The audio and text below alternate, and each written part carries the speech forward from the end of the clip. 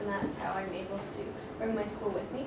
I'm a student, and I also teach other students about reading, writing, and various subjects, especially how other students can make a difference. I speak at conferences, so that's why I do quite a bit of traveling.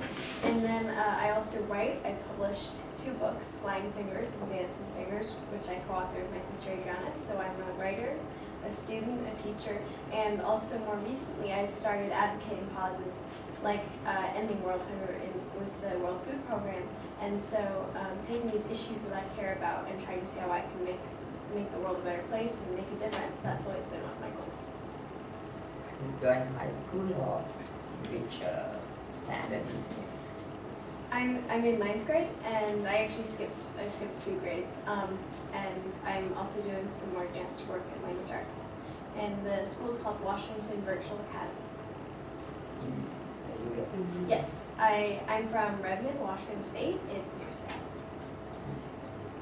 I just want to know, like, being an adolescent, like you take the other adolescents of this age, they are not.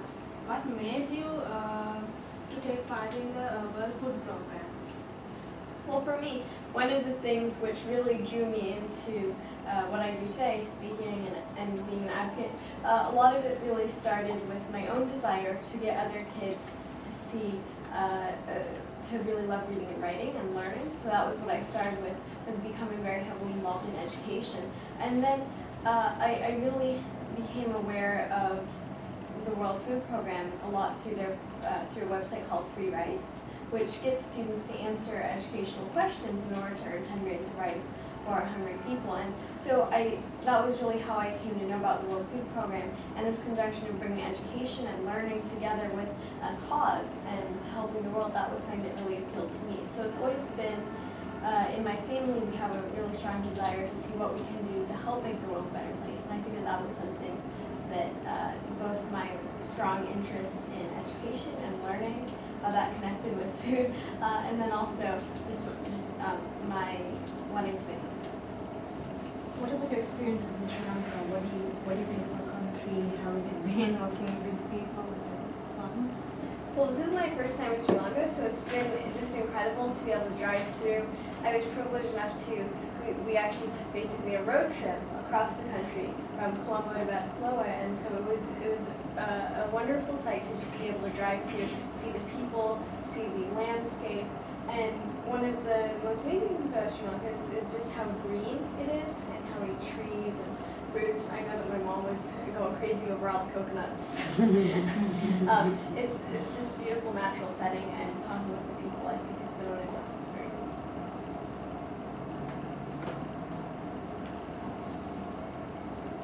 So take on education. I mean, I kind of looked very randomly on your blog, and you just have these kind of fixed views on certain aspects of education. What is your take on it? Well, obviously, like most people, I believe that education is really the road forward for so many kids. For me, I think that a lot of the reason I am who I am today is because my parents read to my sister and me. Education was always a really big part of our family and valued. And I think that looking at these kids who are getting an education, and one question that I asked quite often was to their parents, why have you sent your kids to school? Why do you find it so important? And they said, because it gives our kids opportunity. And it's that opportunity, that hope that education brings that I think is really the sets the path to bring countries to their future. And so looking at these kids, I said to them, you're the future of your country. So education really paves the path to their future. I think that's why I care about it so much. As far as my views, I talked to many different classrooms. I think that it's important that students should be able to make a difference, and students should be able to have a voice. So I saw that expressed really well here in Sri Lanka. It was excellent how they had the student brigades who were helping to raise awareness about important issues. So I saw a lot of these examples during my visit here. Tell us something about your writing career. Like, what inspired you into writing at such a young age? A lot of my desire to get started with writing came about because of my love of reading. So I did read a lot from a very young age, and one of my favorite things about writing was that it gave me a lot of control. I could decide what I wanted to write, what I wanted to say, and that definitely appealed to me as a 6-year-old, as a 4-year-old. those are times when you don't have a whole lot of power, you can't really tell other people what to do, but in your stories, you have some of that, so it was definitely very appealing. And then later on, as I saw that writing didn't just give you control over in your own mind and in what you're writing, it also gave you the influence over others, then that was something that I've really come to appreciate. What are your books about? If you want to ask them?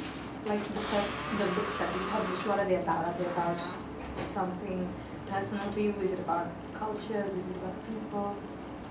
Well, my first book, Flying Fingers, is a collection of short stories. So these short stories are mainly, it's really a collection of many different genres.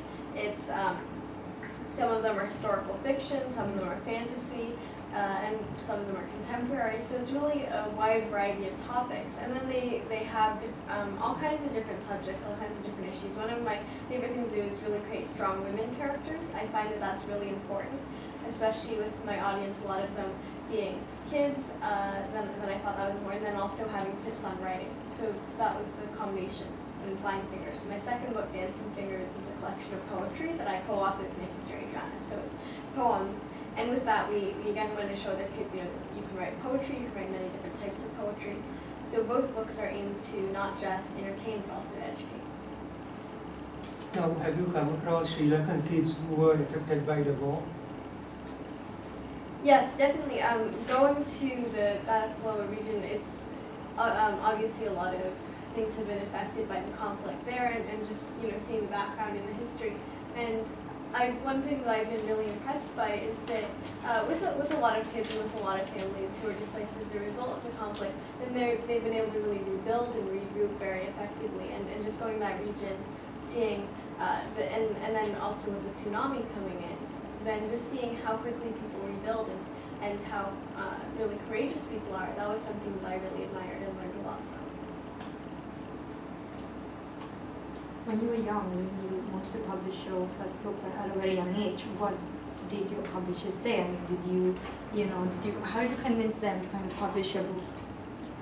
The story of how I published my book was, it was definitely helped by the fact that when I was 7 years old, I didn't quite comprehend about how hard publishing was, because I understood, okay, sure, I'll get rejections, but I didn't really understand what a rejection was exactly until I received one in the mail that said, children, blah, blah. So, but that really didn't discourage me. I kept on sending off my manuscript, kept on calling up publishers, and I think that experience at a very young age taught me a lot, and I think it really has helped me see how great it is that I started then, because now that I'm 13 even, and I think a lot of other teenagers think, oh, it's so hard to get published, I don't know if I can do this. So the fact that I was young actually proved to be really helpful. And then my publisher was, was willing to take a chance on the fact that publishing a 7-year-old's book is kind of risky. But I think it ultimately really paid off.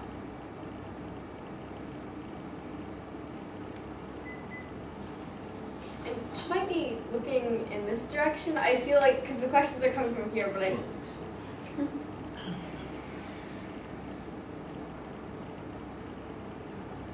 But